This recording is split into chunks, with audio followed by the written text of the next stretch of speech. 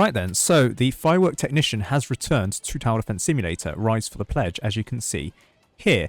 However, the ordering of this is actually different from when it was first released in 2025, because originally it was Triumph Forest Camp twice, that's the same here, then it's Triumph Tropical Isles twice, which is the last or penultimate objective here, then Triumph Moonbase twice, which is the correct order here, and then Triumph Deserted Village twice, then deal 1 million damage. So the Deserted Village and Tropical Isles objectives, they are actually swapped over. It's actually meant to be the case where the developers, well, they screwed up the orders because many people are reporting that the objectives for Rise for the Pledge is broken. Where, yeah, it is broken if you visually look at it. And in fact, the updated version is actually also broken. So actually, you're meant to triumph 2 matches in Tropical Isles first, then Moonbase, then Deserted Village. These 2 objectives are swapped over. Now, I have the Firework Technician, so this doesn't apply to me, but I can use my ult, which I don't think has the Firework Technician. So this is my ult, John Wick Colours. I somehow have achievements, which is collect 5 tower skins, deal 100,000 damage, and collect 5 towers.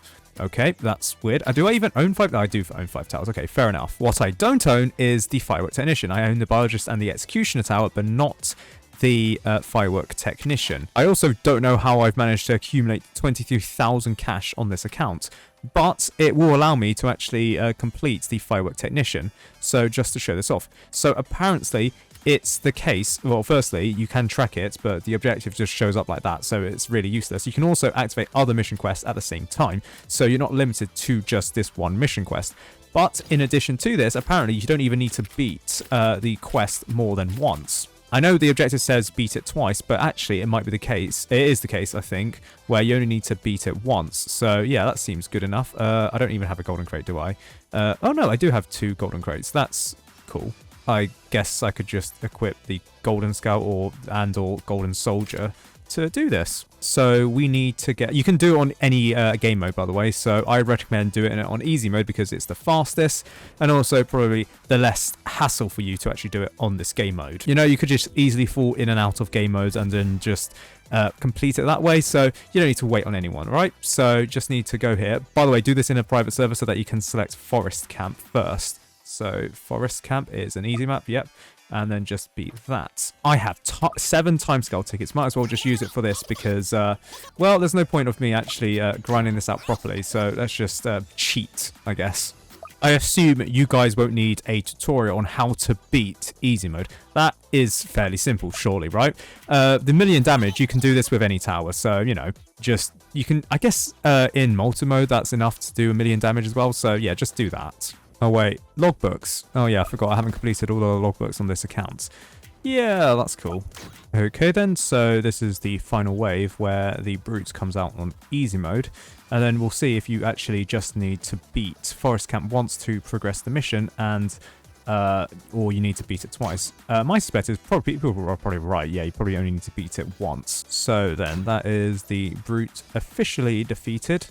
And then we should probably get a sidebar here that says 1 out of 5. Yeah, so it does look like you only need to beat all of the maps once and then it progresses. Next thing, looking at the objectives, is triumph 2 matches on Deserted Village, except we know that it should be on Tropical Isles. So let's quickly just prove this on Tropical Isles, just to prove that, yes, it is indeed the case where the developers have got this wrong. This is also quite a common glitch with a lot of the other mission quests. A lot of the ordering there is incorrect. I would say it's updated on the wiki, but actually we've followed what the game actually says. So you actually need to go back to the past revisions of the Tower Defense Simulator wiki to actually do this. Oh, and I just forgot, yeah, I went in a public server. I need to be in a private server to do this. Okay, so that is Tropical Isles defeated, and this progress bar, should increase by 1, proving that you only need to beat Tropical Isles once to do this. And yes, as you can see, that is indeed the case. So all in all, if you use timescale tickets and easy mode, you should complete each map in like 4 minutes. So that's what, 12 minutes to do all of these maps, and then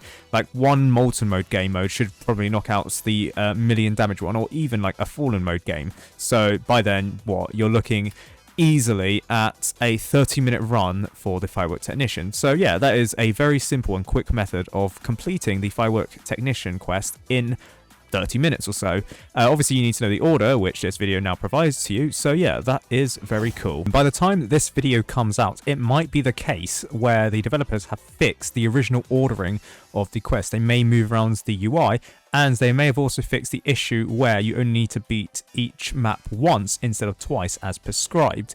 So I think the most likely solution for that the developers will do is that they'll fix it so that you need to beat each map twice, and then they'll swap around the order of Deserted Village and Tropical Isles. Although that being said, they have to fix like all of the other mission quests as well, because they are also currently broken on the UI. So for example, the Fallen Hacker quest, that is another one that's frequently cited as being incorrect, but that's because one of the orderings is wrong.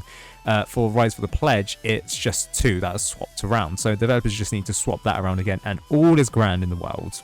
And then if the developers fix the issue where you only need to beat each map once, and then you need to beat it twice, then just expect it to go up by an hour or so for your grinding out for Rise for the Pledge. In other news, apparently this person says that the Neru drones don't really like it if you go near them. This is in reference to the pool party skin for the Hacker Tower. Apparently these drones here make you fling out of the map in very similar fashion to the Octopus Accelerator charm. However, with that being said, I have tested this out, and when I cloned the Operator Tower, it does seem like the drone no longer flings you, but the formation of the clone itself might. So as you can see here, the drone itself isn't flinging me, but I can collide with the replica drone here, or well, the cloned tower. The cloned tower, oh, by the way, looks kind of weird.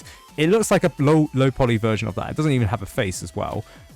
Also, this applies both to the version of the top path hacker, but also the bottom path hacker, because if we'll see here, the drone itself will create another drone here, and then I can also collide with this one. It's kind of freaky. Sometimes the drone will be formed like a green torso, sometimes it'll form a red torso, but then also, I don't know why, what part of this I'm actually colliding with. I think it might be the end of the beam which actually collides with it, but when I try and collide with the drone, yeah, it doesn't work. So either the developers have fixed this issue, which doesn't seem likely because we're still on v2.2.0, or the person is actually referring to the clones themselves rather than the drones. But either way, yeah, you can collide with the drones or the clones in Tower Defense Simulator for the pool party hacker. Finally, the last thing that people have reported to me is the fact that you cannot buy the crates depending on your region, and this is true. So both for the Beach Crate, Patriotic Crate, and the Scuba Ops Crate, depending on your region, you cannot buy these crates. So if you're underage in the United Kingdom or Brazil, so that's under the age of 18, or if you live in Belgium, Netherlands, or Australia, you can't buy these crates due to gambling laws in your country. Basically, your government doesn't like loot boxes, either in totality, if it comes to Australia, Belgium, or the Netherlands, or for underage kids when it comes to the United Kingdom and Brazil. And because of this, Tower Defense Simulator has had to disable it. So you cannot buy these crates for coins or for Robux. Both of these options have been disabled, and you cannot bypass this by going into the daily skin store and buying it here because they don't appear there.